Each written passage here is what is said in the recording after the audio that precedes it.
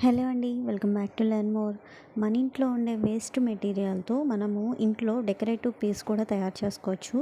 So వేస్ట్గా పడేసే ముందు మన ఇంట్లో వేస్ట్ మెటీరియల్తో తయారు చేసుకుందాము. అది ఎలా చేయాలో నేను చూపిస్తాను.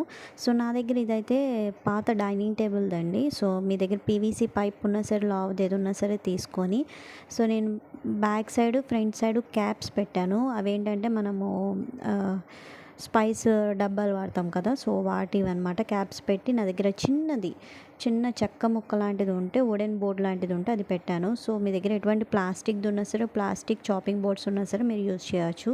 అండ్ ఫ్లవర్ వాజ్ కోసం నేను ఓల్డ్ వాటర్ బాటిల్ తీసుకున్నాను. తర్వాత ఇవి వచ్చి ఓల్డ్ ఫ్లవర్ వాజ్ ఇవ్వండి. ప్రతిదీ నేను యూజ్ చేసే ప్రతిదీ కూడా పాత వస్తువులు అనమాట. సో పాతదాన్ని కొత్తగా మార్చాను అనమాట ప్రతిదీ.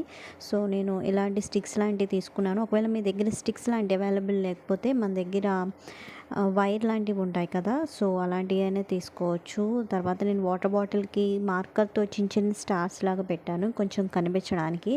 అండ్ ఇప్పుడు నేను తయారు చేసుకున్న ఫ్లవర్స్ అన్ని అందులో వేసేసాను అనమాట. సో ఇది వచ్చి ఏమీ కదలదండి. సో లోపల నేను బరువుగా వేరే పీవీసీ పైప్ లాంటిది పెట్టాను కాబట్టి కదలదనమాట. అండ్ కింద బేస్ వచ్చి మనం క్యాప్స్ పెట్టాము కాబట్టి స్టడీగా నిలబడిద్ది.